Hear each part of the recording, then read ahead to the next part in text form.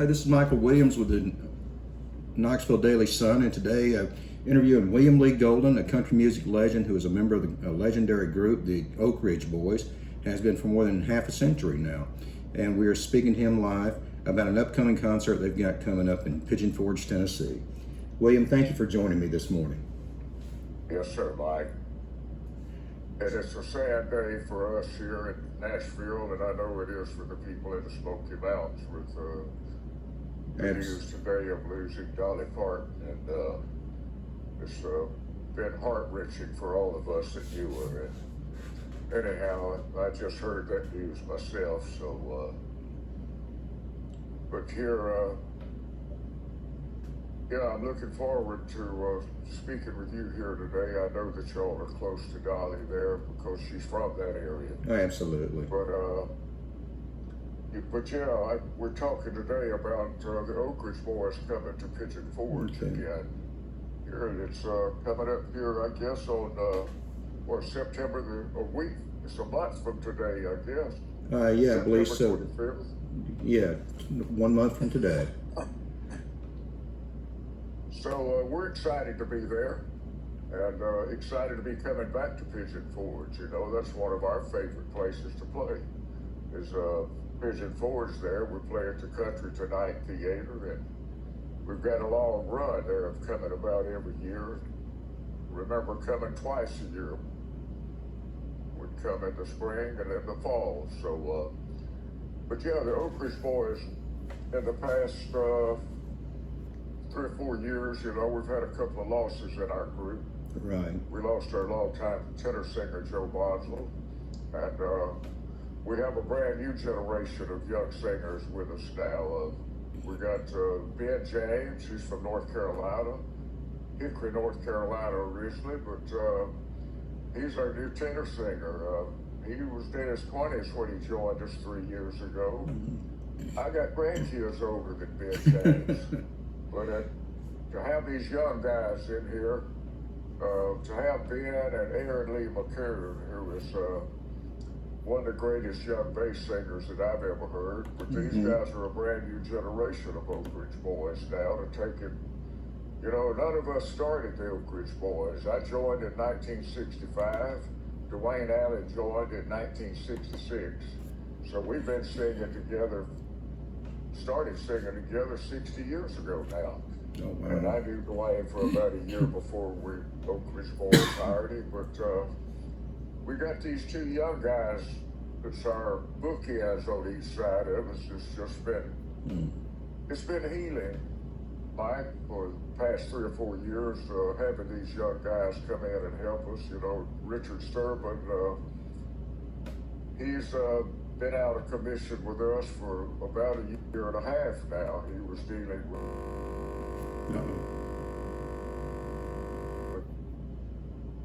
treatment, and but he's not able to come back out on the road and sing.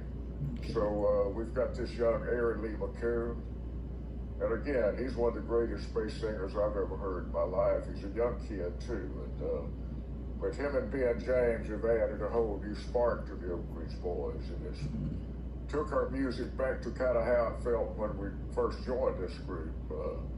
And again, Dwayne Allen, one of the great lead singers in any kind of music. Yeah. When I first met Dwayne, he was actually living in Knoxville, and the first year that he was singing with the Prophets Quartet over there, well, I had joined the Oak Ridge Boys in 65, and he had joined the Prophets in 65. So that's how we met, is when he was living in Knoxville, and got to know him and appreciate his great talent. And he's kind of the backbone of our group as far as a lead singer and majoring in music, and helps with our harmony arrangements and all of that. He's worked close with the record producers throughout these years for all the songs that we've recorded. In fact, we just finished a brand new album that'll be out this coming October. And featuring, the album will be called Buried Treasures. There's a new song that one of the award-winning songwriters, Aaron Retier, wrote for this album, and Dwayne sings a lead on it, but then we sing some other buried treasures. We sing a couple of gospel songs. We do How Great Thou Art. We do Ben James. They wanted Ben to sing the classic Joe Cocker song, You Are So Beautiful. But he did an incredible job singing that. Dave Cobb is our producer, and Anderson East has been our co-producer with Dave. And anyhow, we were in for about 4 days recording here a while back and did this whole album. Dave Cobb wanted me to sing The Bridge Over Troubled Water, which is a song I've always loved, but never thought about being the guy to sing it, you know. And he wanted Dwayne to sing this Stardust, the classic song Stardust. It's a great classic. Right. But it's stuff like that the new album will be. But we're excited to be coming back and playing our music live, man. That's where we get excited, is when we get to get on stage together and sing harmony. When it locks in, man, you forget how old you are sometimes. You know, you guys been around a long time. The very first time, it's funny that you mentioned the gospel music. I was just a kid when I heard y'all singing a song called The Baptism of Jesse Taylor. And that's where I became an Oak Ridge Boys fan. That's going back a bit. Wow. It is, man. And that was The Baptism of Jesse Taylor. That was, we won a Grammy Award on that song. And you know, the same guy, Dallas Frazier, that wrote The Baptism of Jesse Taylor, he also wrote Elvira. Oh, yeah. So there's 2 songs, great songs from one great writer. Well, going back to Elvira for a minute, take me back. Tell me, what was your reaction the very first time you heard Elvira? When you read the lyrics and you performed it for the first time, what were you thinking? Elvira was 16 years old when the Oak Ridge Boys recorded it. I had heard Dallas Frazier's version of it when he first recorded it. And then I heard the song on Charlie Rich's album, Behind Closed Doors. He had recorded it. I also heard it on Kenny Rogers' The First Edition, Something Burning album. They had Elvira on that album. And Rodney Crowell had recorded it and had it on his album. But no one had a step-out bass singer to step out and do the Papa Mountain. They all sing it straight, you know, as a lead song, singing it straight through. But Ron Chancey, a record plugger, was out in Texas and saw a bar band singing the song. And it had such a feel to him, and they were harmonizing on it. He come back to Nashville and told Ron Chancey that, man, that'd be a great song for the Oak Ridge Boys to sing with their harmonies. And Ron decided, you know, it would be, because he knew Dallas. He wanted Joe to sing the high lead on it, the tenor be the lead singer, and then he wanted Richard to do the step-out lines on the ooh, Papa, now. Yeah. So that set our version different than anyone else's version of the song. And Joe changed a note of Elvira, and he went up on the Elvira, and I think the original one, some of them were going down a note on part of that song. And anyhow, first time we ever recorded it, the first time after we had recorded it, we were in Spokane, Washington. The album had not been released yet, but we were throwing a couple of songs off the new album onto our show. That afternoon, we rehearsed it at the arena there.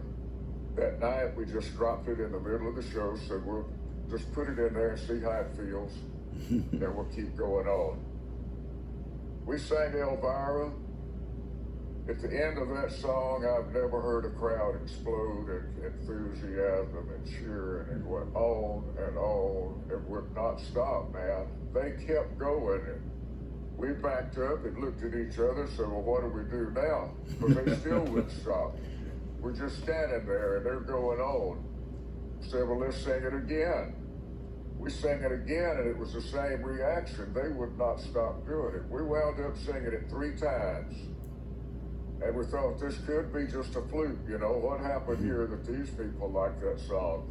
The next night in Seattle, we dropped it in the middle of the show and it had the same reaction. We had to sing it 3 times there before we moved on to the rest of the show. Oh, wow. Nothing got them excited the rest of the show like that had in the middle of the show. So at the end of the show, we threw it back one more time and it was the same reaction. So we did that the next day, next night in Portland, Oregon. Same reaction in the middle of the show, it stopped the show. We called the record label on Monday morning and said, we don't know what you have in mind to release off this new album, but this is what's happening with Elvira out here in the concert world. And this is what people are doing. So you may want to think about that for the next single. They dropped it as the next single. It went to the top in record time, bouncing up the charts. It spilled over into pop, middle of the road, and rock and roll. So, and it went up to the top of their charts. So the summer of 1981, everyone in America was singing it. Pop Yeah, they them were. out. Yeah, well, you got to give the fans what they want. And that song was a real showstopper. But yeah, Richard Sterban's voice was very hard to beat. I mean, he was, you know, as you well know, he started off with Elvis. A lot of fans may not know that, and he left Elvis to join the Oak Ridge Boys. That's right. I called Richard when Noah Fox was leaving our group. And we had worked with Richard. We got to know Richard. I knew Richard when he was singing with the Keystones with Joe Bonzo. Mm-hmm. And he had left to go with J.D. Sumner and the Stamps. So when Noah left the group, I called Richard and told him that he was the guy that we needed in the Oak Ridge Boys. And so he said, well, let me talk to my wife and I'll call you back. So he called back and said, well, hey, I'm in. And so that's how we got Richard. A year and a half or so later, we got Joe Bonzo. But Tony Brown was still playing with the Oak Ridge Boys and he was in our band when Richard joined the group, and he was in our band when Joe joined the group. And then for a while after Joe joined the group, Tony Brown was still in the band, but then Elvis hired Tony from us to join his tour. So then Tony, after Elvis passed, he come back to Nashville, and he was just in the Hall of Fame this past year, Country Music Hall of Fame, for producing more country music hit records than any producer in the history of Nashville. He's produced over 100 #1 Billboard country hit records. And he's produced George Strait's last 20 albums. He's produced Reba's albums, Vince Gill's albums. When he heard Ben James sing, he said, man, you're a brand new generation with a Vince Gill voice. And I've not heard a high lonesome sound like you've got in the past 35 years, except Vince Gill. And that's about as high a compliment as any young singer can get. Oh, absolutely. Nashville. Absolutely. And our bass singer, he's one of the most incredible young singers I've ever heard in my life or ever been on stage with. If you come out there in Pigeon Forge, you'll know it. He was out with Daly and Vincent there for a while before we knew him there. We knew him before he went with Daly and Vincent. When he was still a teenager, we got to know Aaron. So these young kids have brought a new spark to the Oak Ridge Boys. So, a new generation of Oak Ridge Boys. Yeah. You know, it's funny you bring that up because I've also noticed in your audiences, you've got a brand new generation of Oak Ridge Boys fans. I see kids in your audience sometimes wearing T-shirts Some of these kids they're wearing Oak Ridge Boys t-shirts, and some of these kids are like 10, 12, 14 years old. You know, they were not even around in the last century, and they're Oak Ridge Boys fans. What do you think it is about your music that appeals to multi-generations that way? Well, that's how we started out. Is our music was, you know, it's a family show is what we've always put on here. Mm-hmm. We don't do things to make people feel uncomfortable. I mean, it's out there about music and harmonizing and having fun doing what we do. And Right. so that's what I feel it is, man. And it's still as much fun today as it was the day that I started out. You know, we all started when we was young kids. Mm-hmm. My sister and my mother taught me how to play guitar and sing harmonies when I was 6 and 7 years old. My sister and I had a duet when I was growing up. She plays mandolin, piano, and guitar, and great singer. And she was a talented one in our family. But these other guys, Dwayne, he went to college and majored in music and vocal and choral arrangements. And he's been a help with the producers in all of our recordings for 60 years now. So we're excited to still be recording new music. Well, now the Oak Ridge Boys actually started before you were even born, It was. back around the 40s, right? Uh-oh. And they were the ones, they were called the Georgia Clodhoppers when they started. And they would go to Oak Ridge and sing during the development of the atomic bomb when the scientists and engineers and their families were all sequestered in Oak Ridge. Right. This was their Saturday night entertainment there. I went there 4 or 5 years ago when they opened the Oak Ridge Boys Parkway, where it started there at that theater where the Oak Ridge Quartet used to sing. Oh, they have an Oak Ridge Boys Parkway We in still got Oak history Ridge. there, man. So they have an Oak Ridge Boys Parkway Right there? there, it starts at the theater. In Oak Ridge, Tennessee? It's been there for about 5, Oak Ridge, Tennessee. Oh, wow. I was there when they unveiled it about 5 years ago. Well, I'll be dang. I didn't even know about that. I live in Gatlinburg, which is probably about 60 miles from there, and I've been to Oak Ridge. And you know, some things never change. The government's still doing some secret work down there. They call it Secret City, as a matter of fact. And my son he's in heat and air conditioning, and there was one day they sent him out there to do some work, and they put him in a van, a panel van with no windows that he could see out of, and they drove him to some destination. He don't even know where he was at, and they put him in this room to do some work. They had all the tools that he would need, and they supervised him while he worked. Then they put him back in the van and drove him away after he was finished. And to this day, he couldn't tell you where he was at. Well, we were fortunate here a few years ago to be able to go there. We went through Y12 to where the big, it's a magnet, a huge magnet there where they were separated the atoms. Right. But I've been there, man.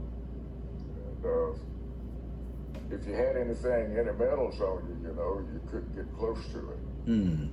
So if you had any metals in you, you couldn't get close to it. So I was there. Okay. It's an interesting place. Going back to Miss Dolly for a minute, I wanted to extend my condolences to you. I know y'all were friends. Yeah, the Oak Ridge Boys worked with her on more than one occasion, right? We were around her several different times. I think the last time we were around Dottie, we were all rehearsing over at Belmont College Auditorium, I think, when doing the rehearsal for some songs we were going to be doing when Kenny Rogers, they were doing a big special honoring Kenny Rogers and his lifetime of music. Mm-hmm. Us different people that had worked with him and Dolly, we were invited to come and sing a Kenny Rogers song during this thing. It's one of those type deals. And that wasn't long before Kenny passed away. So, but I think that was the last time we were really around Dolly in a performing in a musical way where we were rehearsing and all of that. But through the years, we go back to the Porter Wagner, Dolly Parton. Oaks did the Porter Wagner show one time, back when it was a gospel music in the 60s, I guess. Late 60s. So when Dwayne first came with us, we did the Porter Wagner show when Dolly was there. Yeah, she was truly a great lady, and she will be missed. You know, Dolly is one of the most real people you'd ever meet in your life. What you see, you're never disappointed around Dolly. You know, some people are put on one persona, then behind the scenes are a totally different person. Right. But Dolly I never heard her say anything bad about anybody. She was never mad at anybody. And she loved everybody.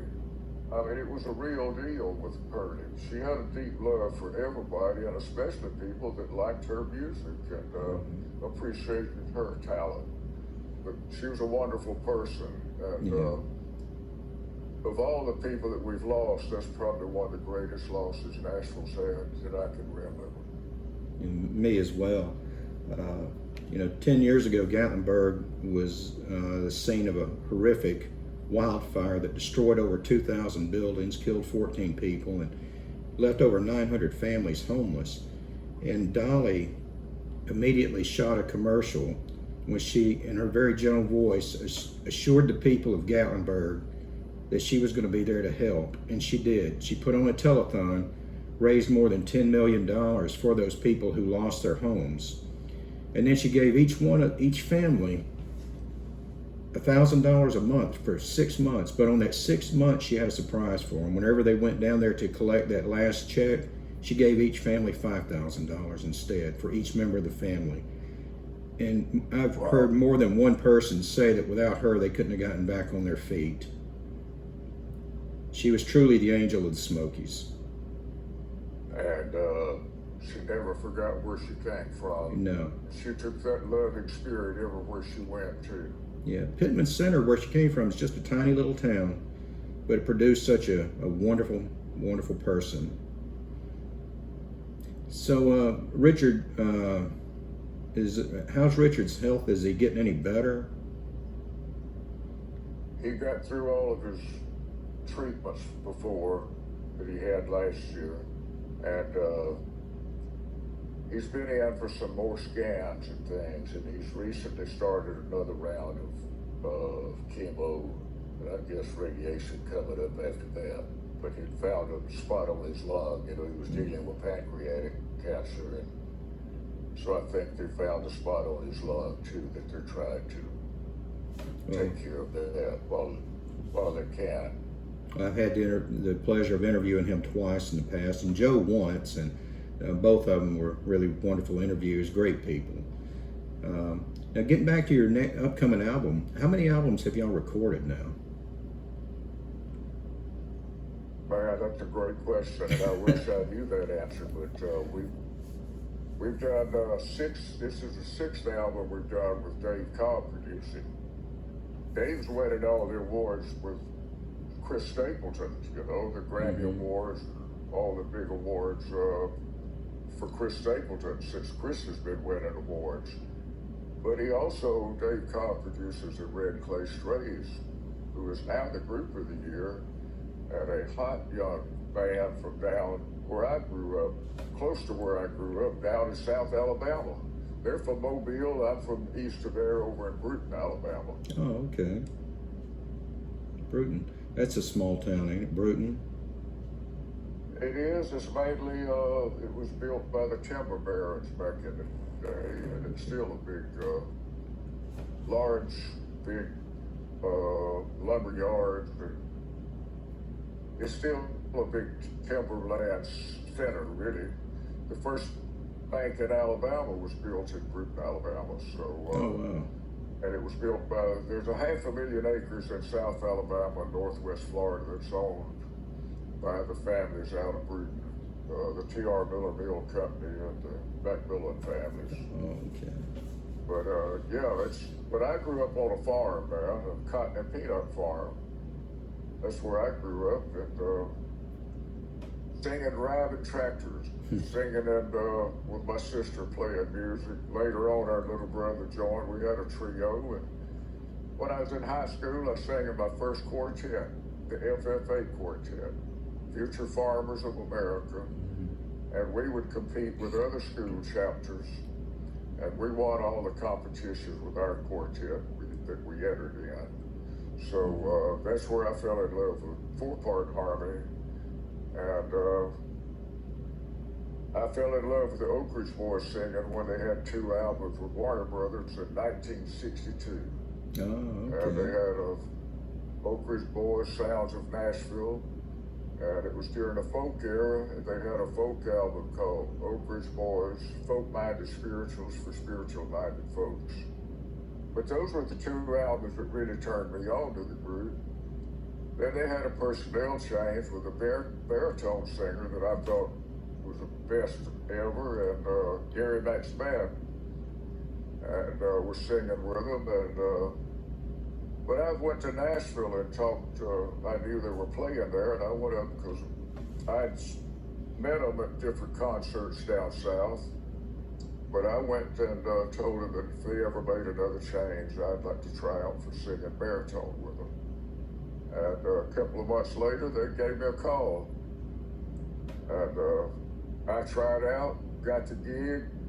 I've been trying to hold on to it ever since.